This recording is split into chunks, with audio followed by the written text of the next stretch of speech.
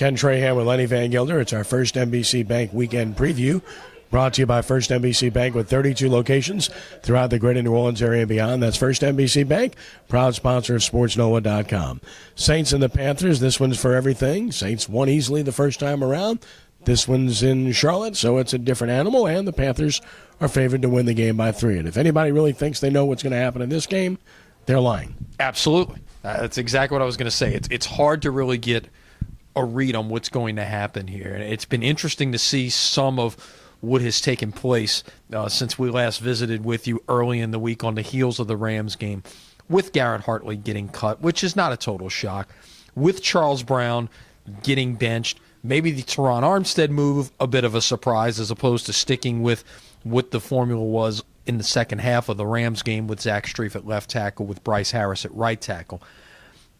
But I think what it does send, and Ed Daniels suggested differently in his piece earlier in the week at SportsNoah.com, that he didn't think Sean Payton was sending a message. He just wanted to make sure he had the best chance to win.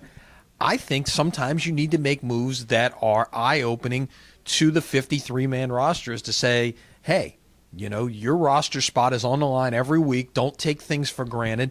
And if that's what it takes, and in the process, maybe you improve your team in the short term with a Shane Graham kicking because Hartley has struggled, significantly this year, then maybe that's the way to do it. So I'm going to be interested to see what kind of start this team gets off to on Sunday, based on what has happened in the last 4 days. Well, it's a gamble, and it's a real gamble when you're 10-4 and you got everything to play for. So it's not about trying to show other people whether or not they're going to have a job or not. It's about trying to win, and that's why he made the moves, and we'll see if it pans out. Bottom line is, if Armstead wasn't good enough to play until now, why now? Has Charles Brown been that bad? I guess only Sean Payton can answer that question. We'll find out. Of course, the Pelicans have been on an extended road trip to the West. It has not gone well, as we kind of anticipated it would not. I thought they win one game, that being in Sacramento. That's the last game of the trip. They've still got to go to Portland to play a really good Trailblazers team on Saturday night. The good news is they got Anthony Davis back, and it looked like he'd never been gone the way he played against the Clippers. Yeah, that was encouraging, and it was earlier than anticipated, so that was even more encouraging. Strange things happening on the injury front coming out of Pelicans camp lately when it comes to those types of things. But, this team, having Davis back and basically being whole now, although obviously, Davis has to kind of work his way back into the rotation, into playing shape, if you will, although obviously he was solid on Wednesday. Evans dealing with the ankle situation, and again, just the challenge of being on the West Coast here for more than a week at a time.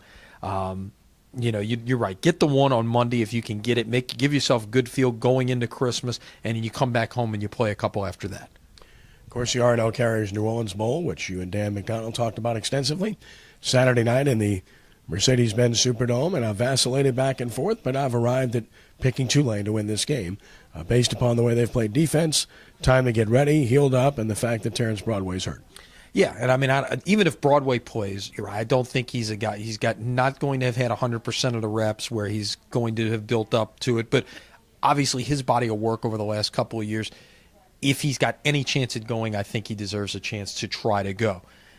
The thing that I point to with Tulane is this, and the reason I would tend to agree with you.